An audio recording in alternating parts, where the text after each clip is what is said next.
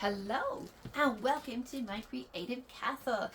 If you're new to my channel, hi.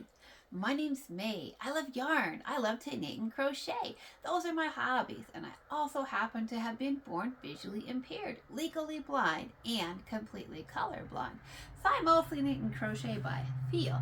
And well, yes, my YouTube channel is primarily about yarn. I am surrounded by luscious yarn, scarves that I've made, bears that I've made, cardies that I've designed. If you are also visually impaired, but October is Blindness Awareness Month, and so yes, you're going to find product reviews on my channel. You're going to find some tutorials from my own designs. You're going to find yarn unboxings. But during the month of October, because it's Blindness Awareness Month, I've really committed myself to taking on some of the topics and answering some questions and putting educational material out there for other people who may be experiencing visual impairments, for friends, family members, loved ones, co-workers of people who might have a visual impairment. So I was born visually impaired, and I've been giving talks and presentations about visual impairments, my life, my experience, for over 30 years. Yes, really.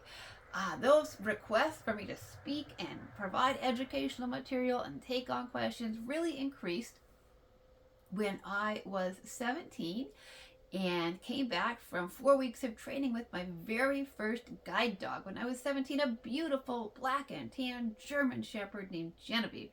And she went to high school with me. And well, we became pretty visible in a small rural community in eastern Washington state, and people quickly had a lot of questions, and I was suddenly in demand and was invited to speak a lot of places. Okay, so I've given public presentations where I offer to share my personal experience, because that's what I got, right? I can't speak for the whole community of blind people and visually impaired people, and I'm not totally blind. And I have moments of total blindness in the sunlight, but I'm not totally blind all the time. I can still read large print up close when it's not bright out. So I can speak though from my experience, including having experienced deteriorating eyesight and my experience with my 3 guide dogs as a non-driver my whole life. I can talk about that. I can talk about my own education, my own knowledge. I can speak to that. And so I have had questions. I've spoken in classrooms. I've spoken in churches. I was a speaker at the Rotary Club. My guide dog and I were the guest speakers at our local Humane Society's annual dinner. I've done a lot of talks, and so I've been asked a lot of questions. And so during October, during Blindness Awareness Month, I definitely want to take on some of these topics, especially those that have some crossover with yarn, right? Because it's a yarn channel, but also I'm really committed to using my YouTube channel as a place to provide education for anybody who needs it. So I know that these videos are not super popular on my YouTube channel, but that's okay, because I want them there when somebody needs them. So I've been doing my little Tuesday Talk series in October, and this is for the last Tuesday in October, and the topic that I want to take on, that I often get asked questions on, is shopping, right? First question people ask me: how do you shop? That used to be what they asked me. And now in today's era, here in 2025, the year of this recording, right?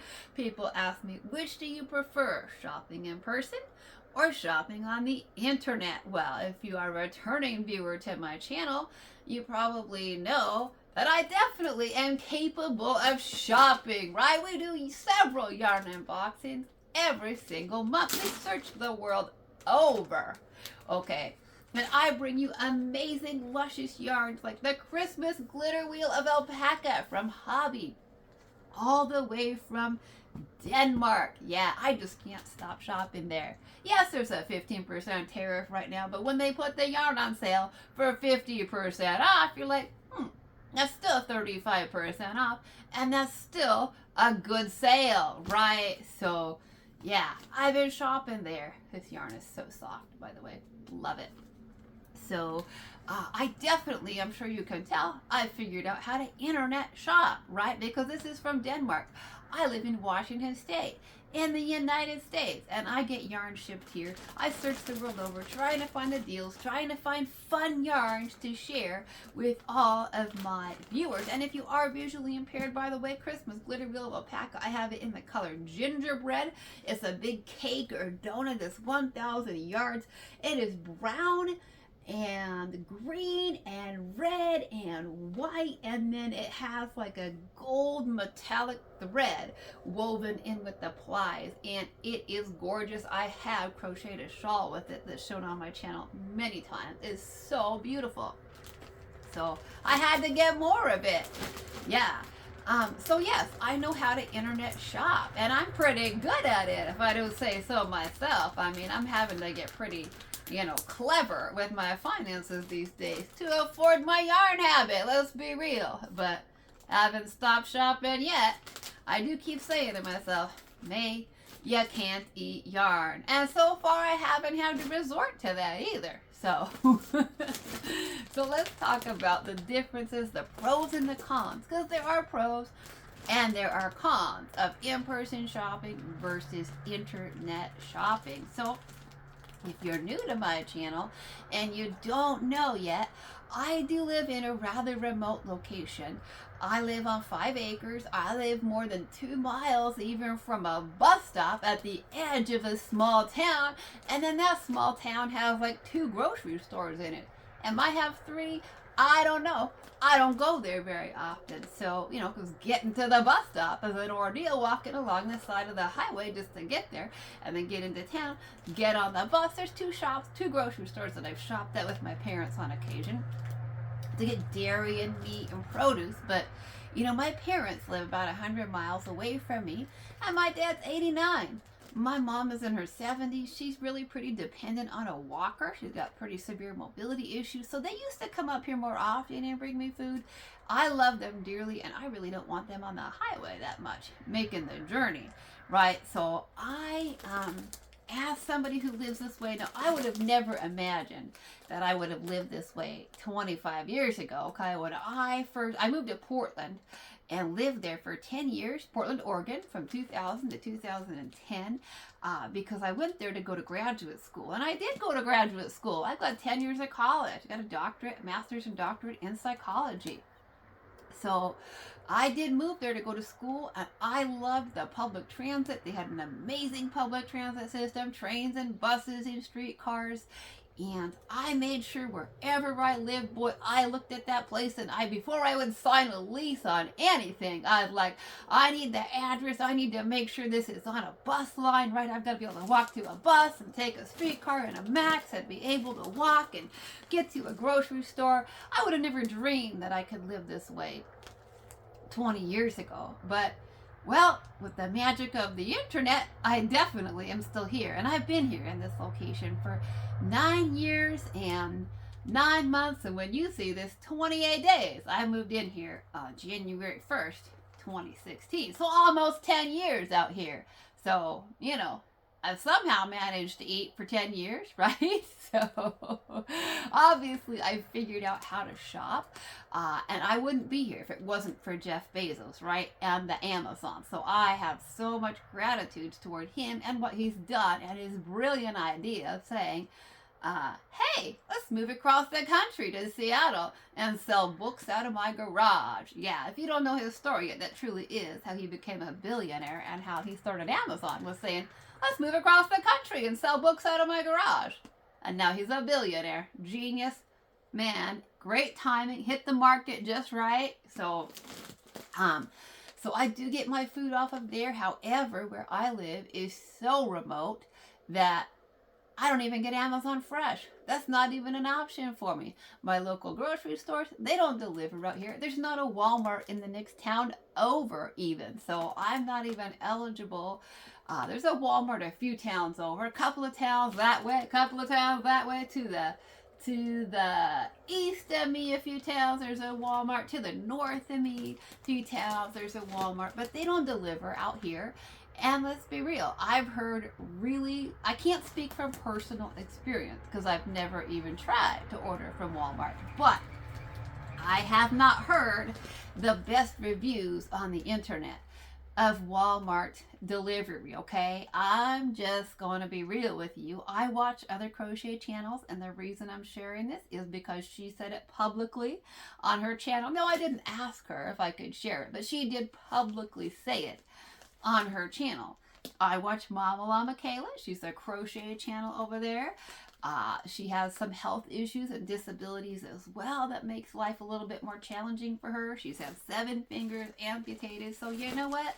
She looks at things with all of her health challenges like online shopping too, and she's tried it with Walmart. And she also lives in a rural, remote area. And guess what? Yeah, they literally left her groceries and her food in the dirt on the side of the highway. By the time somebody helped her bring it in, it had ants all over it. And well, she's not the only person who I've heard that from. And she had a lot of people in her comment section of her video that also said similar things, that they haven't had good experiences with Walmart shopping. So I'm not going that route because it's not an option, and I don't feel that they are reliable right now. So that means I don't get fresh food delivered out here. What I have to live on now, when my parents are not helping me, bringing me meat and produce and dairy, then what I have to live on has to be shelf stable. It has to be things from Amazon. But yes, I do talk to my little friend over in the corner. We're not going to say her name because, you know, she is really an overachiever. And as soon as you say her name, she wants to help. Miss Alexa, right? So, but you can talk to her. I talk to her and ask her to put things in my cart, and she can do that for you. And I have heard, I just recently heard that Walmart is going to partner with ChatGPT. Now, personally, I don't use ChatGPT, okay? I don't.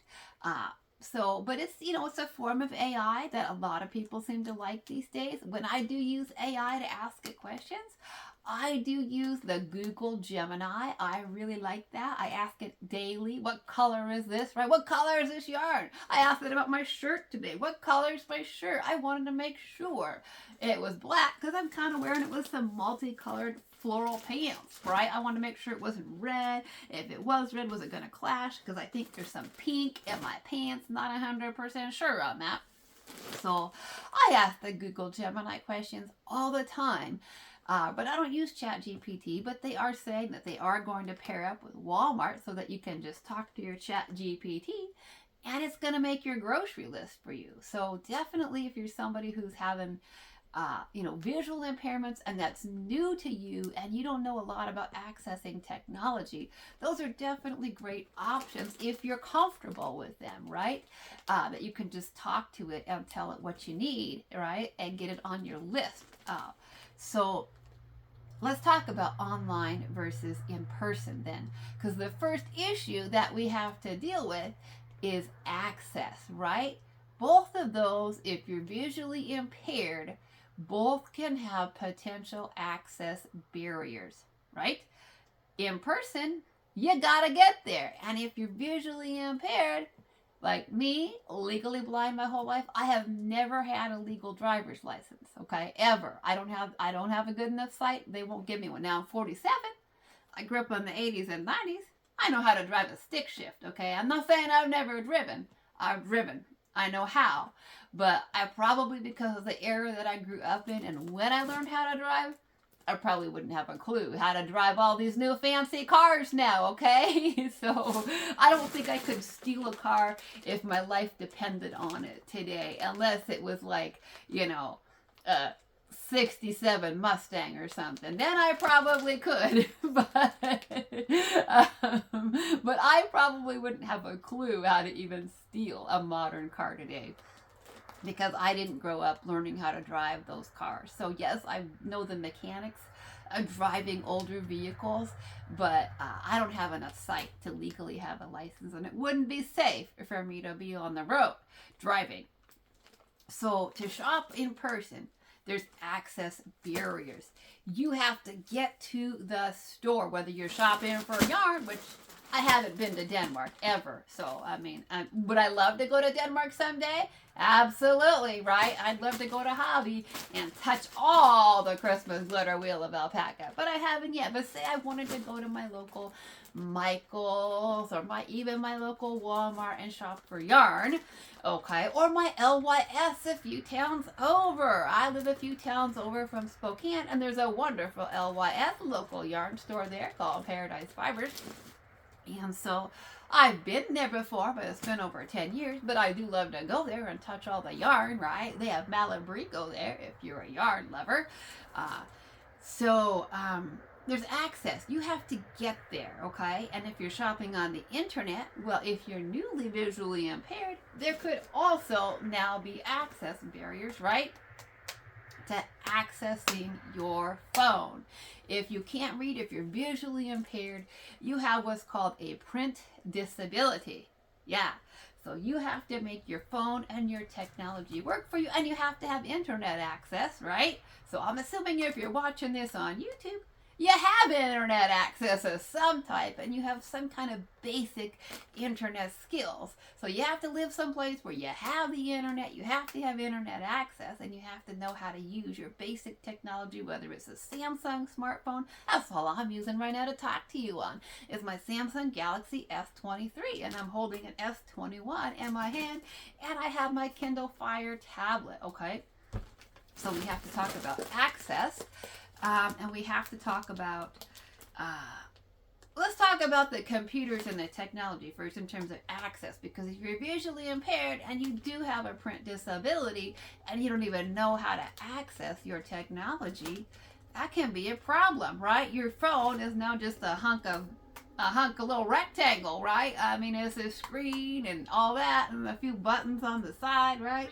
But you may not even know how to make your phone talk, right? So you guys know I shop at Nitpicks all the time, and my phone talks to me. You hear it on my videos all the time. And Wool of the Andes is on sale at Nitpicks right now. So you have to know how to and then you can zoom and you can magnify, right? We can zoom that in so big, even I can now see that. Wool of the Andes, okay? So, but you have to, most of us know how to do basic zoom, right? Take your fingers and you pinch and you squeeze and whatever, and you zoom it in and out. So that's the good thing about today. If you're experiencing visual impairment, but you still have some sight, is that all of the major technology companies, it's different from when I grew up, okay? I grew up learning how to use computers on like DOS systems, okay, before Windows 3.1. I grew up learning how to use computers on the old DOS programs. I knew how to go into my settings and program those computers at the C prompt and type in what you need and move things around and, you know, program computers. I used to have a lot of computer knowledge back in the 90s. Now I'm kind of a dinosaur and kind of behind all the kids, right? But long time ago, I actually knew how to do all of that stuff and make my computers talk and know how to program them and how to set up all my specialized software. But today, with Windows and with Android and with Apple, all of the major technology companies now have Zoom built into them. They all have some kind of magnification system built into them. All of them, you can find all of this stuff if you go into your device, no matter what type of device it is. If you go into your settings, right? And then there's settings called accessibility. You can go into that. And then once you get into accessibility, you can look for settings for people specifically related to vision. They also have settings for hearing and people who might have dexterity issues, hand issues, mobility issues. Today, there's all kinds of accessibility features and settings in our phones. So we can start shopping on the internet. Yay! So Samsung, which is what I use, within that setting, you're going to find something called TalkBack. And that's the name of the screen reader that I use. So you're going to have to learn how to enable TalkBack if you use a Samsung and use it. If you use a Kindle Fire tablet, which I have right here, I didn't even shop on my phone for the longest time because I had older phones. I use my Kindle. I don't even have a working computer really in this house. I have some old laptops, but They're not really in working state much anymore, but I use the Kindle Fire tablet from Amazon for years. 4:26 p.m. And it too has a screen reader in it, and you can access it from your settings, your control panel as well. The screen reader in your Kindle Fire is going to be called Voice View. On your Apple devices, it's called VoiceOver. On your Windows computers, that's called Narrator. So all of them have some basic computer stuff built into it, some basic screen readers, some basic magnification, the ability to change the contrast, change the size of the font. I have the font set largest on all my devices. I have contrast inverted whenever possible, right, to the white writing on the black background. That helps me because I am photophobic. I'm light sensitive. I am blinded by light. If you're new to my channel, I was born with a condition called optic nerve hypoplasia, and that just means my optic nerve stopped developing before I was born. And so what that means is that I have a really primitive visual system, okay? Only my cells that see at night in my eyes are wired to my brain, to the visual system in the back of my brain, in the back of my head. That's where your vision is processed, all the way back here. When you see something in the world, your eyes take it in and send it all the way to the back of your head. That's where all your vision information is processed, and it travels via your optic nerve. Well, mine stopped developing before I was born, so mine is very primitive. So I don't see in color, I don't see in the daytime. When I'm in bright light, it's like that sensation when you're sitting in the dark and somebody turns on a bright light and you're like, oh, and your eyes gotta adjust and they burn. Well, that's my state constantly in the daylight because my eyes can never adjust. You have a couple of seconds, maybe a few minutes when your eyes are adjusting to the light. My eyes can never, ever do that, okay? So it's always painful. I get headaches easily. So I have a real primitive visual system. So I tend to try to, adjust the settings on my devices. So once you learn how to turn on your screen reader to, do your internet shopping, right? That's what we're talking about here today. You got to do your internet shopping. You can obviously enlarge it, but if you turn on your screen reader, what you'll notice is you just swipe to act when you touch things, right? When you are using it, let's see. Okay. So when you don't have a screen reader on, right, and you're using a touch screen to shop on the internet, then when you touch something, it activates, it goes to it, it does it, right? Well, when you use a screen reader, that all changes. So if you turn the screen reader on your phone, beware, you're gonna have to learn how to operate it. And that is a whole other learning curve, right? Now you're like, now what? My phone doesn't work anymore. It talks, but so what? So you just swipe your fingers, literally swipe my finger to the right, and it will go through and it will read everything. You swipe it to the left, it will go back. Wool of the Andes. So what I want that, it's not like double tapping your mouse, right? You have to double tap your mouse. So you have to double tap your phone to get to Wool of the Andes now. And that's all that you have to do, right? But now you can touch all over your screen.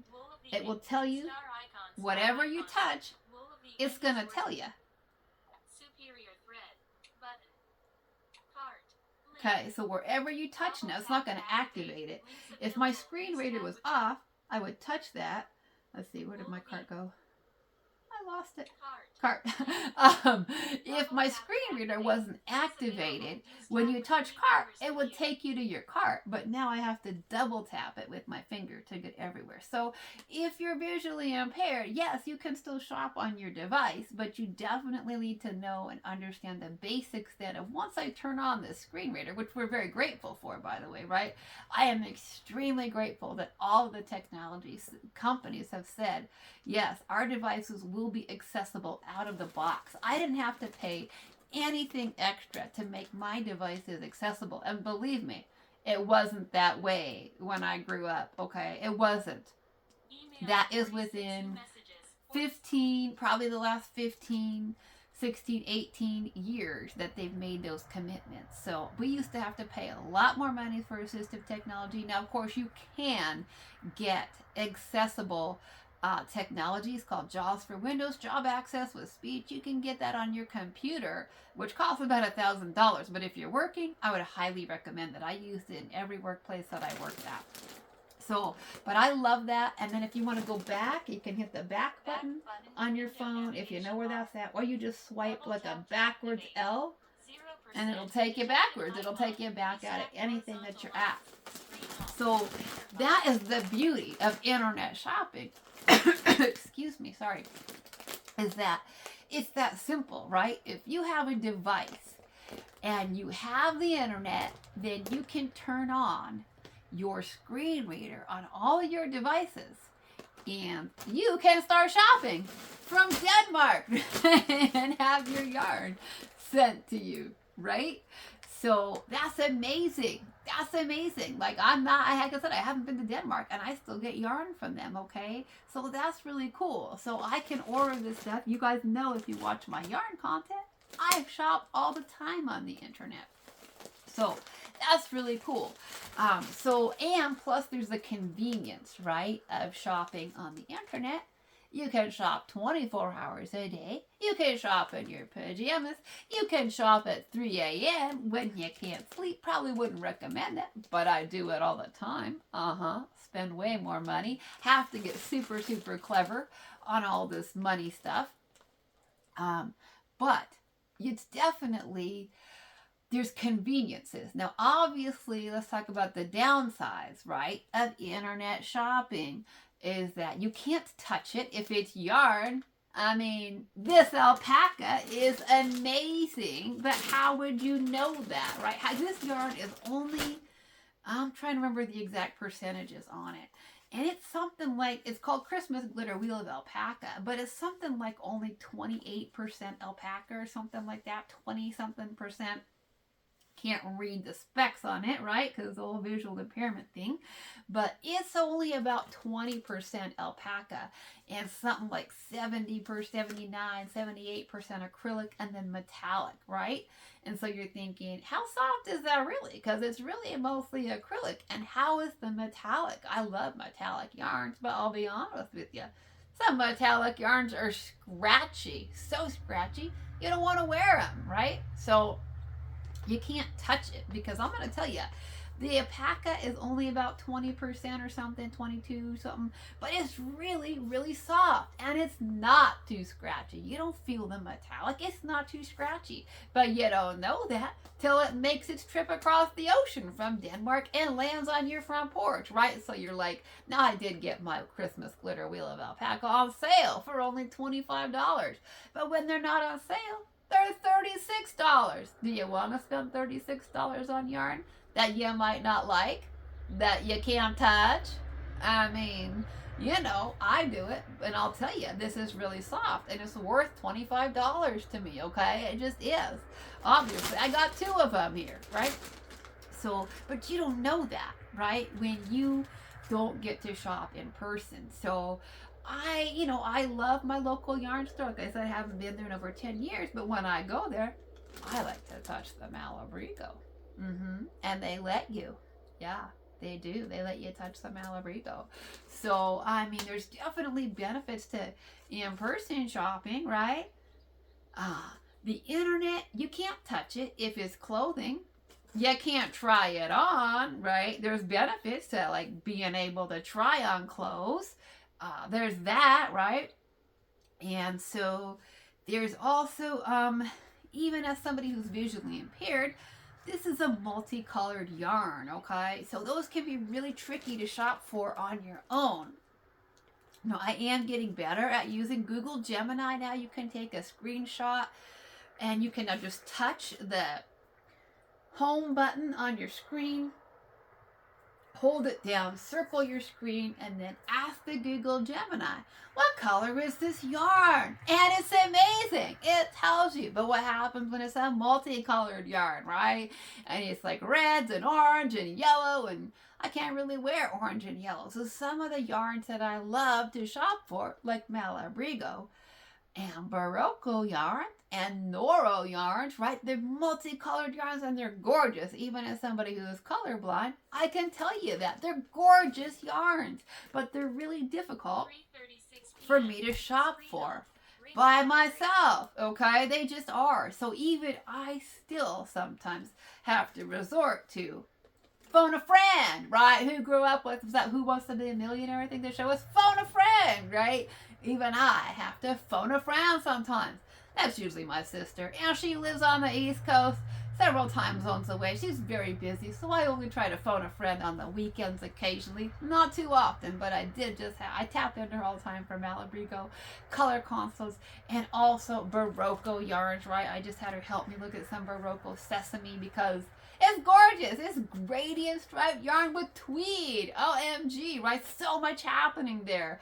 So I was like, okay, what colors are they? What colors? She's like, which ones are you interested in? There's so much going on there. She's like, no, that's busy. That's bright. That's like orange. That's orange, right?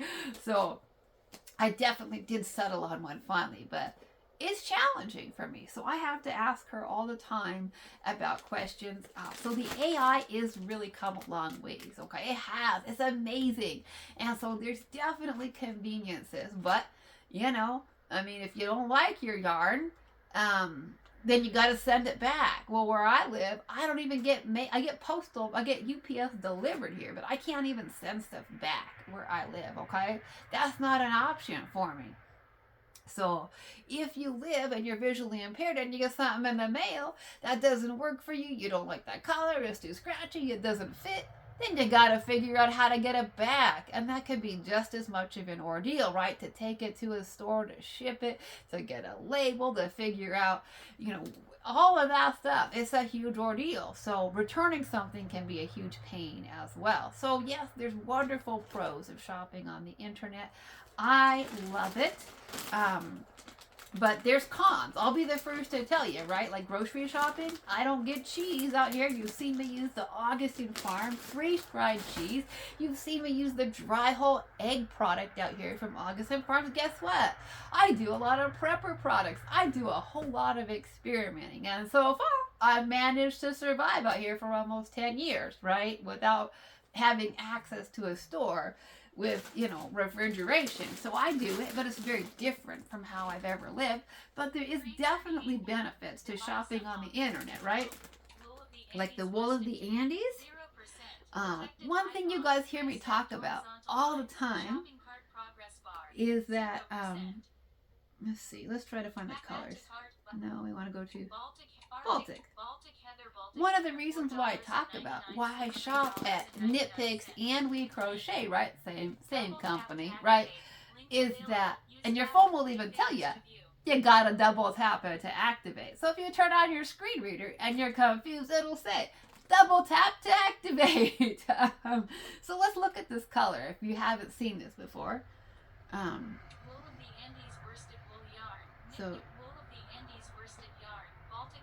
So we have just chosen the color Baltic Heather. Product information, $4 and $3, 20% review, star icon, description, color, Baltic Heather.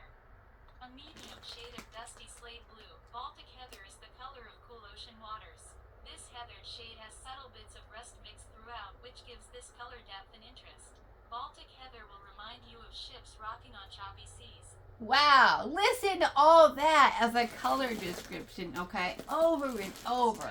That's why I choose Knit Picks, okay, it is and We Crochet, because they have the best color descriptions on the internet. They give somebody who's never seen color a really good idea of the shade. Just in the wool of the Andes alone, they have like 10 shades of blue. I mean, I'm like, what? Okay, so it's so helpful. That's why they get all my money, okay? So when you don't have color names and you don't have color descriptions, I have a much harder time ordering from them. Hobby for a long time, where a Christmas glitter wheel of alpaca came from, okay, used to only have numbers. That wasn't helpful. Now, my Christmas glitter reel of alpaca says gingerbread. Well, that does clue me. I do happen to know gingerbread is brown, right? So I assume browns, and then I have to ask other people, like my sister and the AI, what other colors are in that. And I happen to know because when I was crocheting my shawl last summer, I did that at home with my family, and my sister described the colors to me very well. But not all websites do that. Some just have colored numbers, right? So that's a whole challenge. I shop at Lion Brand Yarn too because they have really good color descriptions. But some companies, some brands don't have as good a color description. Sometimes when you're shopping for clothing, it'll just, like if it's a floral print dress, right, it'll just say multi. Well, multi what, right? I mean, that could be floral, it could be orange, it could be pink, it could be purple, it could be yellow. Multi is not helpful, right? Even like what drives me crazy when I shop for color and clothing, it'll say nude. I'm like, are you kidding me? Human beings come in like every shade, okay? So I'm a quarter Norwegian. They come from, and a quarter English. They come from pale Norwegian and English. I'm half Chinese to beautiful black people in Africa, right? I mean, so I'm like, what in the world, nude? Like, how are we even using that still as a label for clothing? I'm like, nude is like every shade that the human complexion comes from. So that's not very helpful to me. That drives me crazy, okay? I'm like, your nude or my nude? African nude, Latino nude, Chinese nude. Like, whose nude are we talking about? That drives me crazy. But even things like plaid, I'm like, red plaid? Green plaid? I'm like, I need more information than that. So obviously I do use AI at home and it does help me some, but you're not always gonna get all the information that you need. So there's independence on the internet. There's a lot of information. Like with my yarn here, I can take 10 hours to place a yarn order, okay? And I don't have to worry about the store closing, okay? They shut off the lights, which, by the way, that doesn't do anything for us when we're visually impaired. I'm just going to tell you, go ahead, turn off the lights. I'll keep touching the Malabrigo, right? Not going to faze me. So, but stores do close eventually. You can shop at your convenience on the internet. And then there's, let's see. Choose a color. There's lots and lots of colors. Let's see, I'm going to scroll down. We're still in the color palette. There's a lot of colors. I forgot. Oh my goodness, I forgot Wool of the Andes has a ton of colors. Okay. Yarn description. So, if you shop on the internet, you can get yarn description. We're going to keep scrolling. We're going to keep...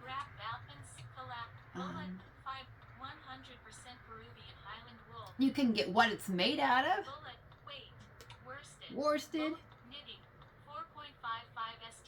You can get your knitting gauge read to you. Your crochet gauge. Yards. That's really important to me. Yards, right? You're going to get what it's made out of. You're going to get your yards. Excuse me. You're going to get how to wash it. You're going to get your content information.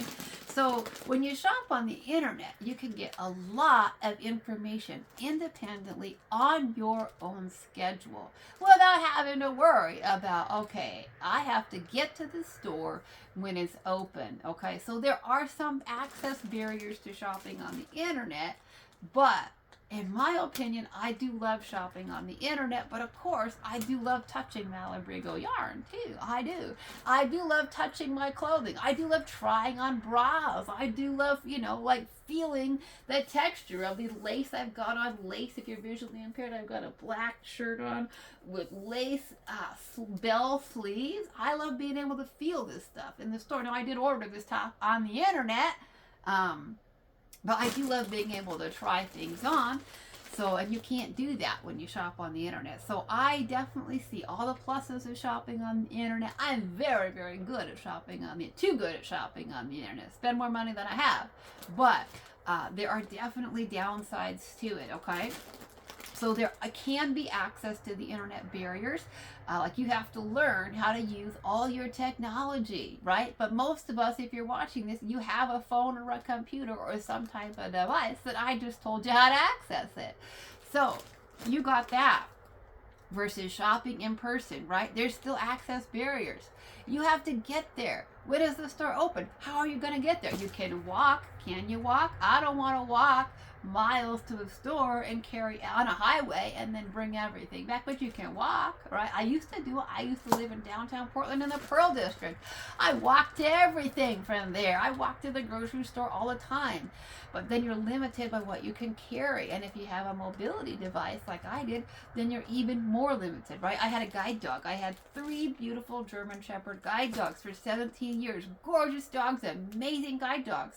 But then you've got your harness in your left hand, you got your groceries around your back, whatever else you can carry in your right hand. That's it. You're limited. You're probably not going to get laundry soap and dog food and toilet paper all in one trip, right? I mean, and you got to take it on the bus. You can take public transit. You can take a taxi. You can take an Uber. You can find a family member or a friend. But you're always going to be, unless you're walking with your cane or your guide dog, you're dependent on somebody else's schedule, the store hours, all of those complicating factors that go in to just getting to the store, right? You got to get there, and that's an ordeal. And then if you walk or you take public transit, you're limited on what you can carry home. And I did that for years. It was like, okay, what can I carry home on this trip, right?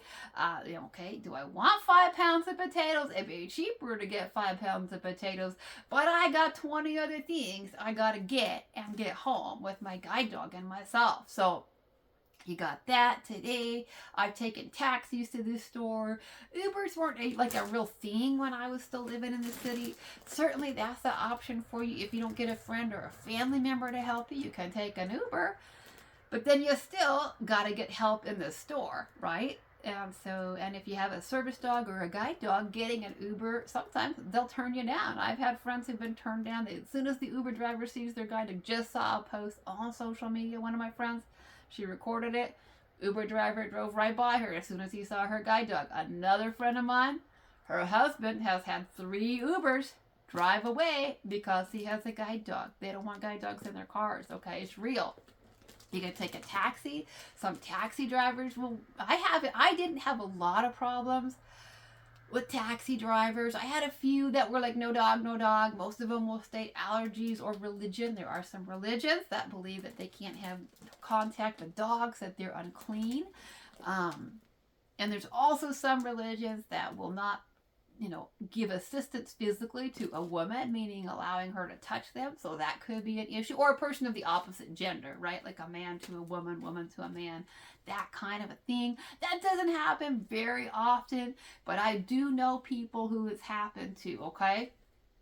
I do have a friend who has a guide dog, and she was going to get into a taxi, and he was double parked out in traffic. She had to go out into the traffic to get into the taxi, and she asked if she could take his arm to get out around his car. Well, she held on to her guide dog. She had the leash, and he said no, he couldn't because of his religion. Okay, so some religions don't allow that kind of contact outside of marriage and family. So those rare occasions do happen. The same thing can happen in a grocery store, but for the most part, you can get assistance, okay? That's rare, but it does happen. But you can usually get assistance in the store. You can usually get, Uber, a taxi, but it can be iffy if you have a guide dog, for sure. They don't want to pick you up, and some religions won't allow you, even in the store or the taxi or whatever, to touch them because of religious things. So there's that. And then once you get into the store, if you have a friend or a family member, that's certainly helpful, right? My dad used to take me to the store a lot.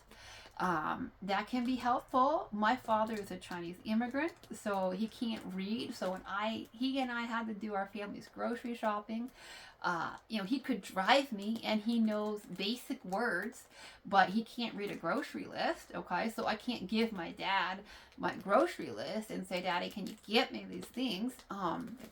But if you're going to the store and you're visually impaired, you probably, unless you're saying like, I need milk and eggs and butter and toothpaste, you can probably memorize that. But otherwise, you got to make a list, right? I mean, even if you've got yarn projects, right? And you're like, okay, I want to make this sweater and this sweater, and I'm going to my yarn store, and okay, I want Malabrigo Rios, and these are the colors I'm interested in, and how many yarn projects are you shopping for, right? Whether it's groceries or clothing or yarn, you might need to make a list. I mean, maybe you got it all in your head. I do keep a lot of yarny knowledge and facts in my head, but usually if my grocery list is about bigger than 5 or 6 items, I don't have the whole thing memorized, so you got to figure out to make a list. I still use a good old-fashioned Sharpie. I still have enough sight to do that and just write it out really big. I can do that. Like I said, I can tell my little friend in the corner to put stuff in my shopping cart. I don't remember if I said that or not, but Walmart is going to pair up with ChatGPT. They haven't said when yet, but they're looking at that where you can just dictate it. I just dictate my list on my Notepad app, okay? I just use my phone, and I can just dictate into my Notepad app and put it on there. You can type it out on a computer if you don't have enough sight to read anymore. If you're going yourself and you're visually impaired, you can certainly braille it out if you're, asking a sighted person to help you. You probably don't want to braille your grocery list, right? Unless you're going with them and you're going to read it, If you want to read it yourself, that's fine, but if you want them to help you with it at all, or to send them with your list, then you probably want to type it or dictate it out in some type of format. If you're going to bring your phone with you and your Notepad, you don't even have to print it. You can just go over it electronically, right? On your app, on your phone. But you do have to figure out, how am I going to make a grocery list? Once you get to the store, you have to get somebody to assist you. If you don't bring somebody with you, just go up to the counter, okay? Go up to the counter, the service counter, and say, hi, I'm visually impaired, and I need a shopping assistant. Sometimes the wait can be long, okay? I'm just going to be real with you. Sometimes you got to wait a long time, but eventually, I've never ever had a store say, no, we're not going to help you with it. Never. They will say it might be 20 minutes, right? But I've never had a store say, I'm sorry, we can't help you with that. But, it depends on how much time they have, how long the wait is, how much time you have, and some people aren't experienced at helping you. They don't even know how to help you. They don't know if they should grab you, if you should grab them, right? How to navigate the store, all of those things. So I was just talking to my mom about this today. When I was 10 years old, I started my training in what's called orientation and mobility, and I'm the best orientation and mobility instructor, and she taught me how to navigate the stores and how to get to the stores, and she was amazing. So if you're not using a shopping assistant, you might be able to get certain things in a store.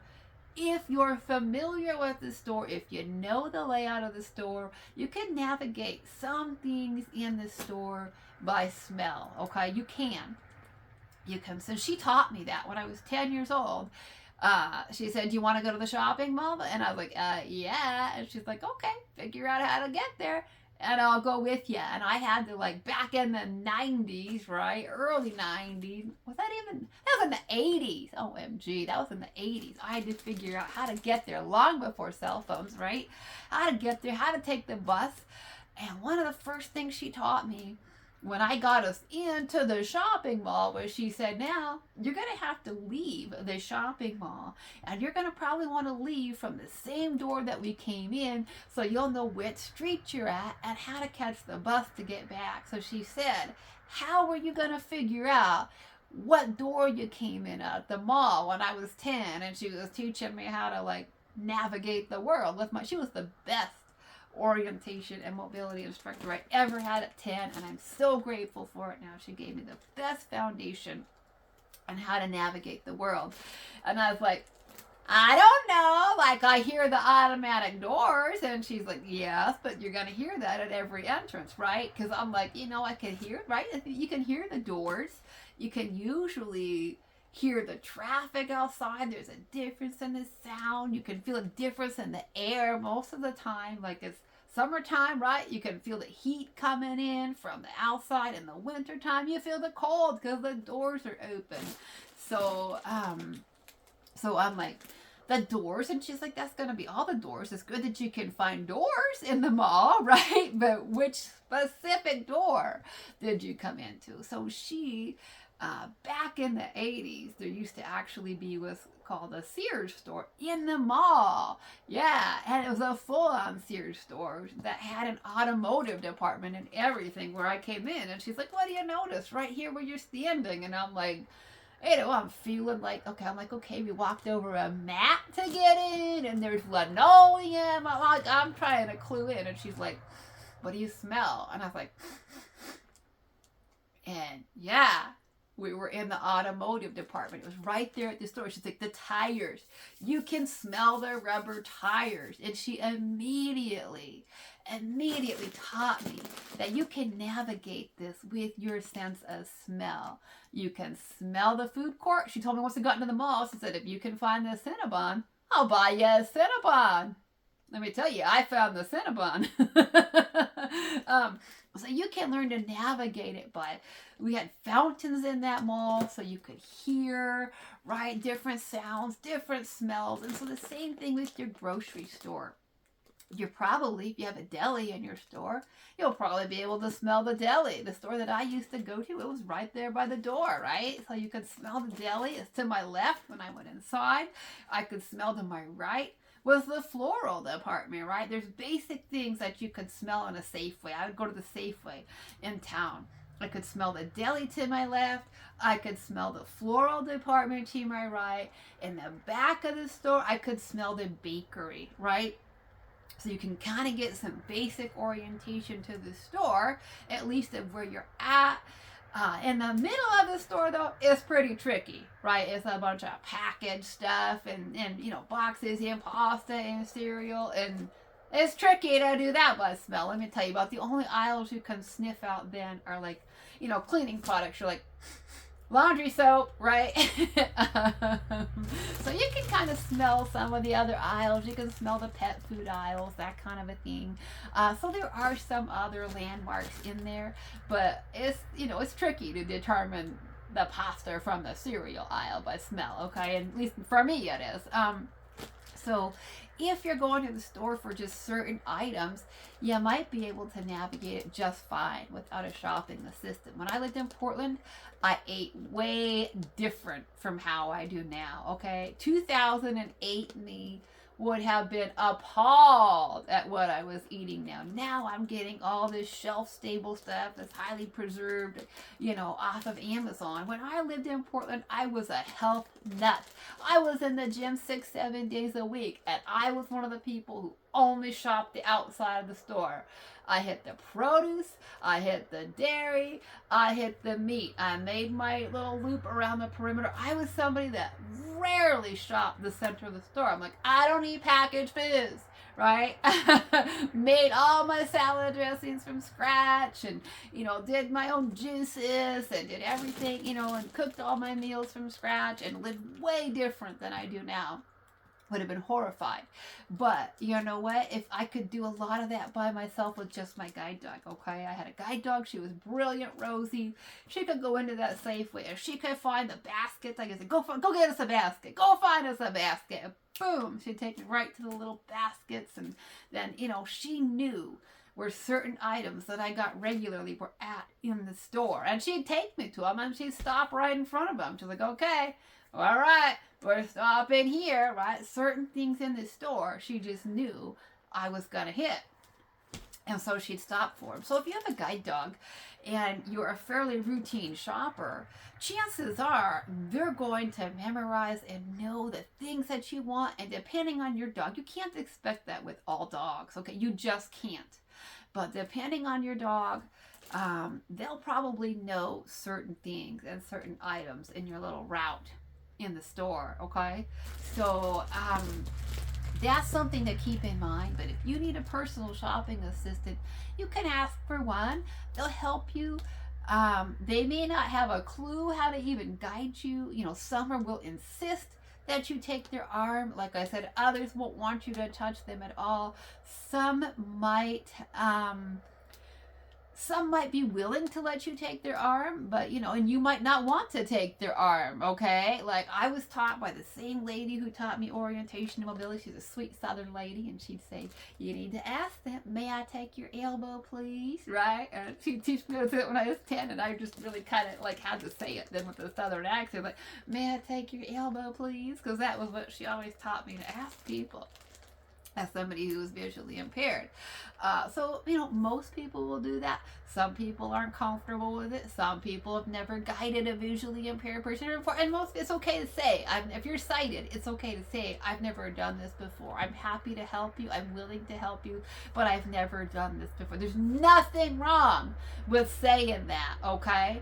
But also don't assume that we want to take your arm or insist that we take your arm, because we don't have to do it that way either. We can say, like I have many times, thank you, I'll just work my dog next to you and you can provide me with verbal directions. There's nothing wrong with doing that.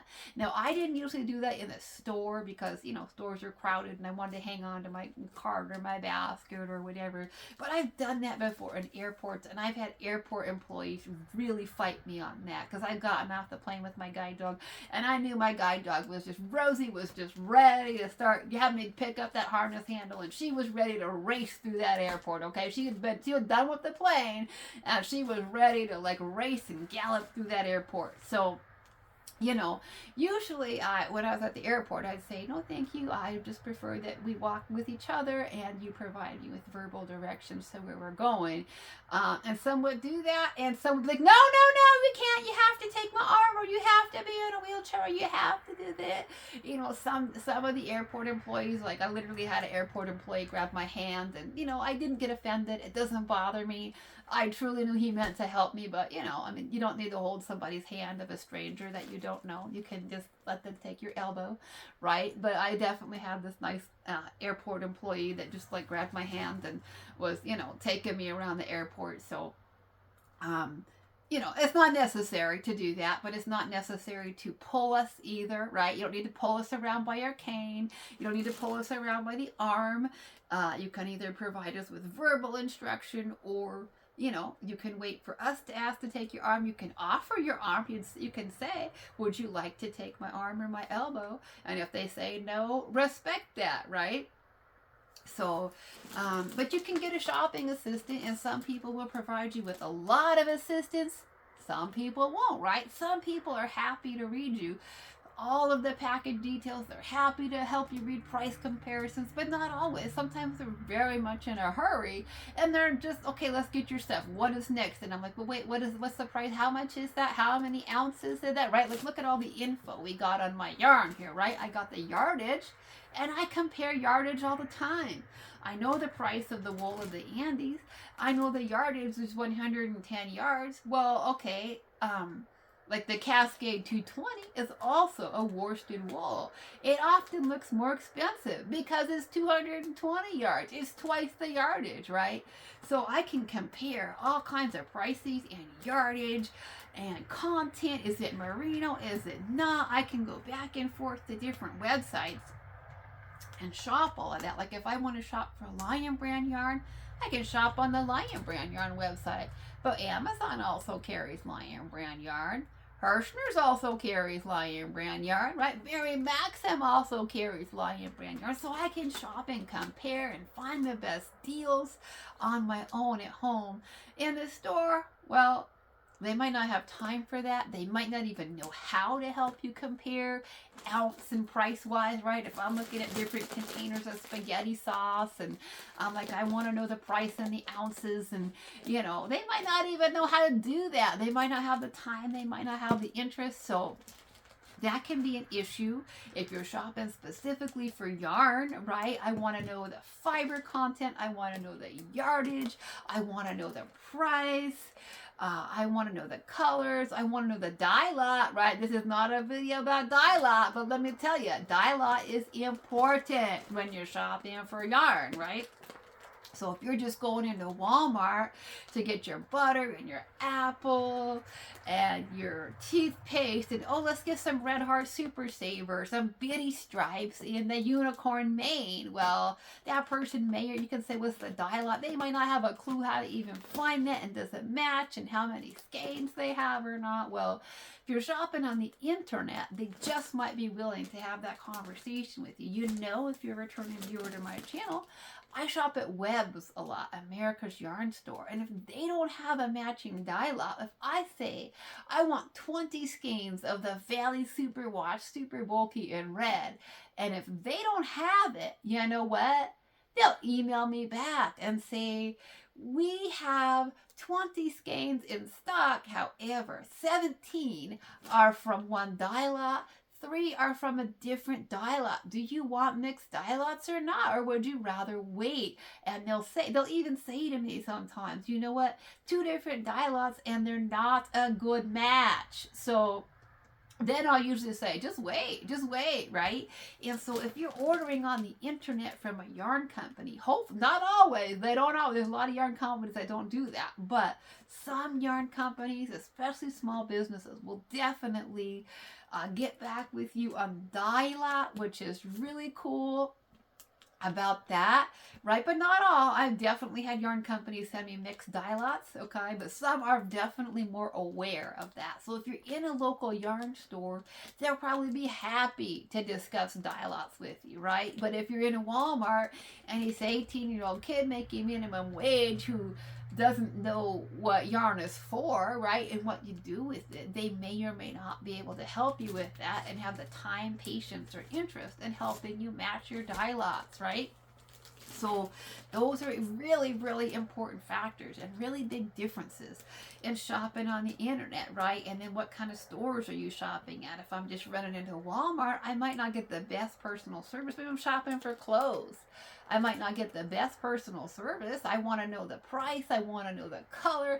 I want to know the size. What kind of a blue is that? Okay, that doesn't fit. Can you help me with another size? At Walmart, they might not be so interested in helping me do all that. It's the same thing sort of going to Walmart versus like a LYS, right? A local yarn store. And my local yarn store, they're like me. They love yarn. They'll talk to me about the dial-up and the fiber content all day. At Walmart, they probably aren't, right?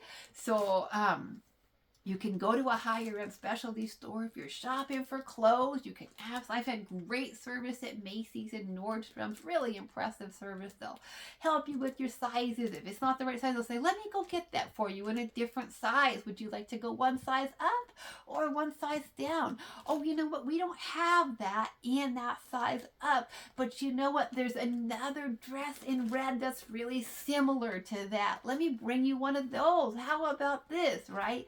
So they're super helpful. They'll put the time in.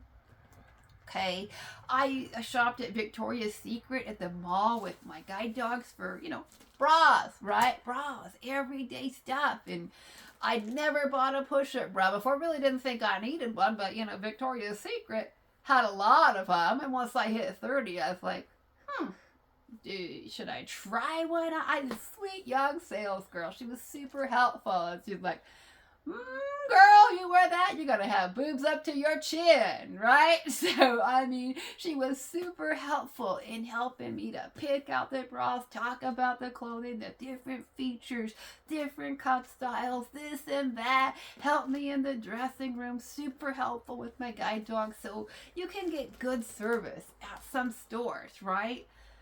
And some stores, not so much. So yes, you can try it on, and I love that. Versus shopping on the internet, right? But, so there's that. So I do like shopping in person if I can get that kind of service. But sometimes the service you get in stores isn't that good. So definitely if you can find a friend who loves to shop yarn as much as you do, then that's definitely a good option, right? If you happen to have a friend that's in your area, it's like, I love yarn as much as you, then guess what?